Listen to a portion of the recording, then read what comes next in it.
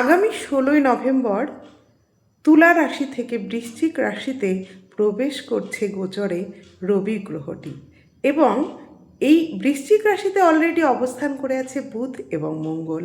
এখানে তৈরি হচ্ছে ত্রিগ্রহী যোগ। এই যে ত্রিগ্রহী যোগ তৈরি হচ্ছে, এর ফলে কিন্তু রাশিচক্রের 5টি রাশি হবে লাভবান।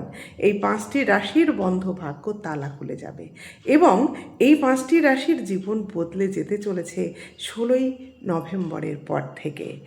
এই কর্কট রাশিতে উচ্চস্থ বৃহস্পতি, আবার কুম্ভ রাশিতে অবস্থান করে আছে রাহু, সিংহ রাশিতে অবস্থান করছে কেতু, এবং মীনে অবস্থান করছে বক্রী শনি।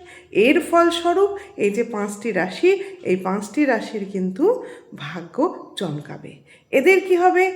আটকে থাকা সকল কাজ এবার হয়ে যাবে, প্রেমে সফলতা আসবে, বিবাহিত জীবনেও কিন্তু সুখ আসতে চলেছে, আর্থিক কষ্ট কিন্তু নির্মূল হতে চলেছে 16 তারিখের পর থেকে এই 5 ভাগ্যশালী রাশির। কারা সেই 5 ভাগ্যশালী রাশি? সেই 5 ভাগ্যশালী রাশি হলো মেষ রাশি, মীন রাশি, কর্কট রাশি, সিংহ রাশি এবং তুলা রাশি। এই যে 5টি রাশি, এই 5টি রাশির কিন্তু ভালো একটা সময় 16 তারিখের পর থেকে বহুদিন পরে আসছে। আপনি যদি এই রাশির মধ্যে একজন হয়ে থাকেন, তাহলে প্লিজ আমার কমেন্ট বক্সে কমেন্ট করে জানাবেন। আর আমার ভিডিও যদি আপনাদের ভালো লাগে, এতটুকু উপকারে আসে, তাহলে কিন্তু লাইক, শেয়ার, কমেন্ট করতে ভুলবেন না। সকলে ভালো থাকুন।